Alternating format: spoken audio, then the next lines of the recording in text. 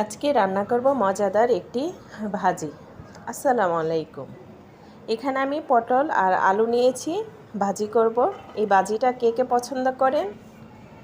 আর এখানে দিয়ে দিলাম পটল আর আলু, আর সাথে দিয়ে দিলাম পেঁয়াজ কুচি, দিয়ে দুইটা কাঁচামরিচ দিয়ে দিব, দিয়ে ভালো করে নাড়াচাড়া দিব। সাথে দিয়ে দিব একটু হলুদ বাটা আর পরিমাণ মতো লবণ, দিয়ে ভালো করে নাড়াচাড়া দিয়ে মিশিয়ে নিব। এই ভাজিটা খেতে অনেক মজা হয়।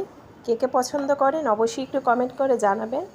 এই ভাজিটা গরম ভাতের সাথে খেতে অনেক ভালো লাগে, পরোটা বা রুটি দিয়ে খেতেও অনেক মজা হয়।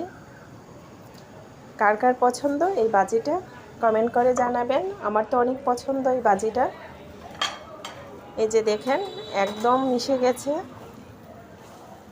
সবজিটা অনেক টাটকা ছিল, ভাবলাম একটু ভাজি করি, পটল ভাজি, সাথে একটু আলুও দিয়ে দিলাম।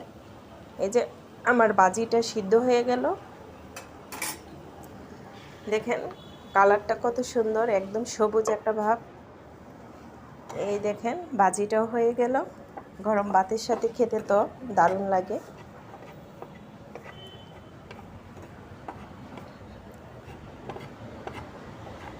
যে দেখেন আমার ভাজিটা ঝটপট হয়ে গেল, ঝটপট রান্না।